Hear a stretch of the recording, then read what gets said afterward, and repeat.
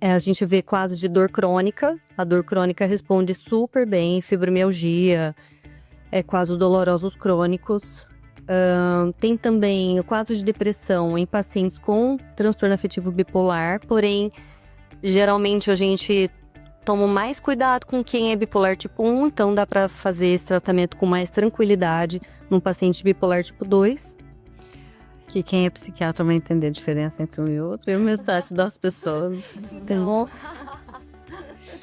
o tipo 1 e o tipo 2, a diferença é que o tipo 1, ele tem episódios de depressão intercalados com mania, que é um episódio psicótico, né, em que a pessoa realmente rompe com a realidade e tem um quadro muito exuberante.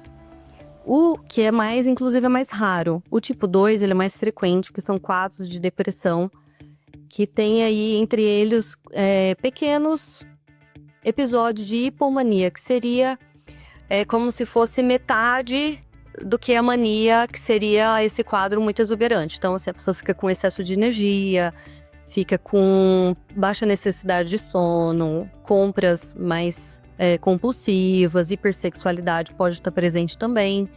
E aí, às vezes, esse quadro de hipomania, ele não é tão simples de ser diagnosticado, porque uma pessoa que está super bem na vida, radiante, feliz, ela pode estar no quadro de hipomania.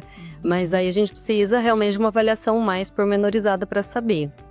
Além disso, também tem alguns quadros de transtorno de estresse pós-traumático que respondem super bem a esse tratamento, apesar de ser algo mais off-label, né?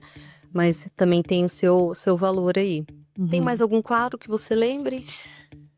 Tem alguns estudos que estão investigando outras possibilidades, como o TOC, por exemplo, que é o transtorno obsessivo compulsivo. Mas são pesquisas que estão acontecendo nesse momento, assim, né? Essa área da cetamina tá a todo vapor, então nos próximos anos aí a gente deve descobrir até mais pessoas que podem se beneficiar do tratamento. E faz bastante sentido, só um minutinho, faz bastante sentido o toque responder bem, porque como ele flexibiliza um pouco o cérebro, então as pessoas que têm uma estrutura mais obsessiva e mais rígida do cérebro vão se beneficiar bastante. Eu cheguei a ver também que estão começando a pesquisar para obesidade, mas casos graves, né? As pessoas com obesidade grave, que tem muita dificuldade no tratamento. Seria porque a obesidade grave, ela muitas vezes entra como um quadro que não é assim, não existe esse diagnóstico, mas como se fosse um vício em comida. Sim. Que seria um pensamento obsessivo ali, baseado na comida. Então, que também faz sentido. Sim. Talvez mais entrando na área da dependência, né? Isso. Vícios e dependências. Exatamente. Que eu também acho que é uma área que tem sido bem apontada como um possível alvo da cetamina e de outros psicodélicos também. Sim. E que é uma área muito difícil de tratamento, né? Com poucas opções. A gente não tem muitas opções para tratar. Uma coisa que eu acho legal de falar é que às vezes quando a gente pensa em mudança de vida, né? Quando a gente quer mudar alguma coisa, a gente costuma pensar que a gente precisa introduzir novos hábitos. Mas na verdade tem alguns hábitos muito rígidos, de certa forma, né? Que já estão muito cronificados dentro da gente. E o tratamento com a cetamina vem para, de certa forma, quebrar um pouco dessas relações que já estão muito consolidadas e que poderiam ser estabelecidas de outra forma, né? Então, por isso, o potencial benefício em casos de dependência, por exemplo, né? É um caminho que o corpo, o cérebro da pessoa já está muito acostumado a fazer e, de repente, abre-se uma janela para que outras trilhas sejam abertas ali, né? Os psicodélicos, de forma geral, né? A cetamina vai entrar aí também. Eles têm esse potencial de mudar a noção do self, né? Da pessoa sobre ela mesma. E também, muitas vezes, é isso que bloqueia muita melhora terapêutica, né? Morfológica. E o que a gente observa na prática, né, Mari, é que a cetamina, a gente vê um benefício muito bacana para pacientes que têm muita dificuldade de entrar em contato com o próprio sofrimento, com eventos mais traumáticos que elas passaram ao longo da vida. Então, o tratamento ele permite isso, essa entrada, e que bom que fazendo um vínculo a gente consiga justamente redirecionar e assim fazer uma nova um novo começo, né? Um novo raciocínio sobre aquilo que já aconteceu, formar novas memórias, né? Acessando aquelas áreas.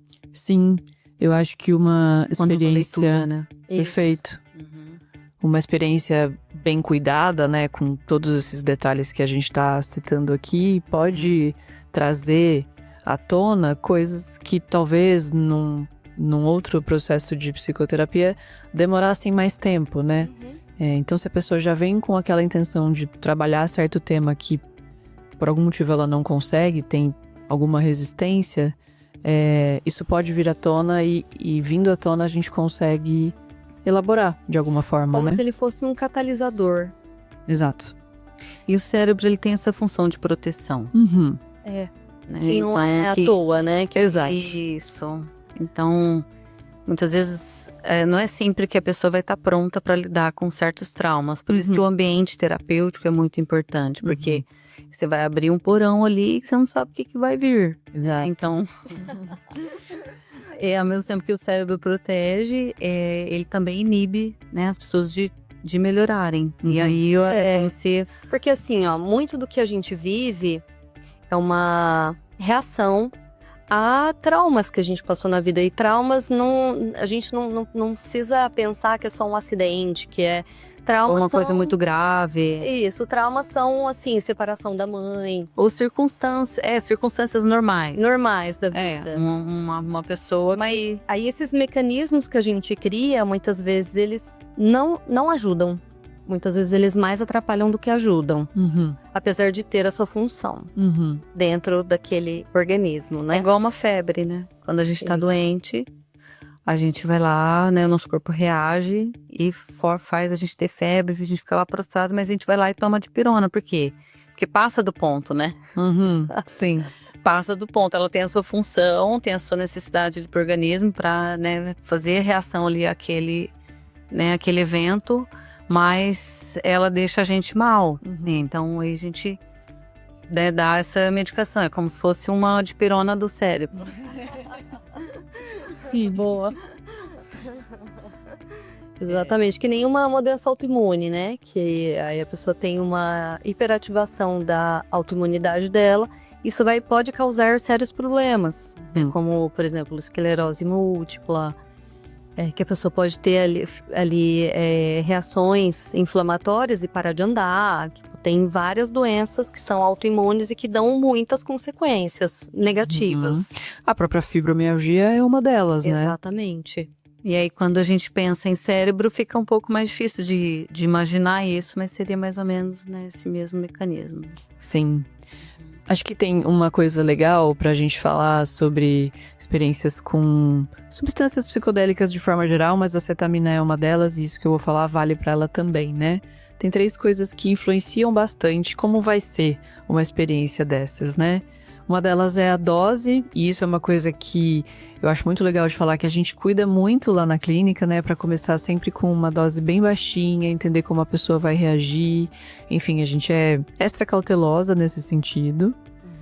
Tem a questão do SET, que nada mais é do que o estado mental da pessoa. Então, por isso, inclusive, a importância da preparação, né? Pra gente já vir preparando essa pessoa sobre o que ela quer com aquela sessão, o que ela tá esperando, alinhar essas expectativas, como eu falei antes. E o setting, que é o contexto, né? Desde os elementos da sala, de como a gente disponibiliza as coisas ali, a venda nos olhos, a música nos fones, o cheirinho gostoso da sala, enfim, a gente pensa em todos esses detalhes, que é para criar o ambiente mais seguro possível, né? E então a pessoa consegue se permitir entrar em contato com esses conteúdos que podem sim ser muito difíceis, mas talvez seja importante, né? A gente lidar com algumas sombras aí.